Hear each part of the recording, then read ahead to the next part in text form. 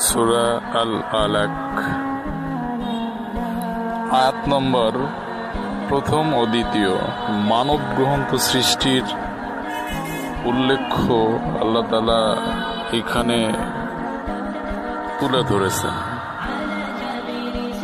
আয়াতের 1 ও 2 দিক আল্লাহ তাআলা বলছেন,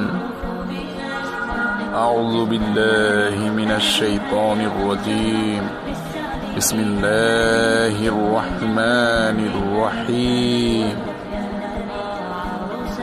ইকরা বিসমি রাব্বিকাল্লাযী খলাক।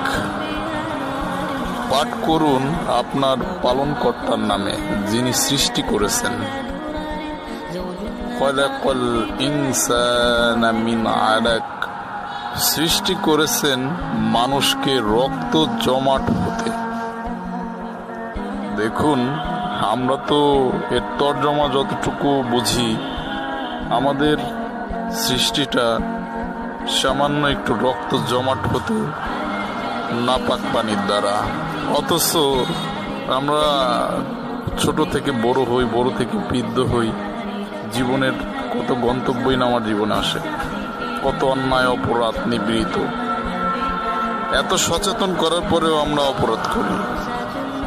অনেক ব্যাখ্যা, অনেক তর্জমাই আছে, কিন্তু সবসময় আমি চিন্তা করি যে অন্তত প্রতিটা মানুষের কোরআনের ব্যাখ্যাগুলা দেখা উচিত।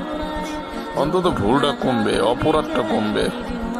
এগুলো আল্লাহ সব দিয়ে রাখছেন, সচেতন করে রাখছেন, তবুও মানুষ অন্ধের মতো আচরণ করে।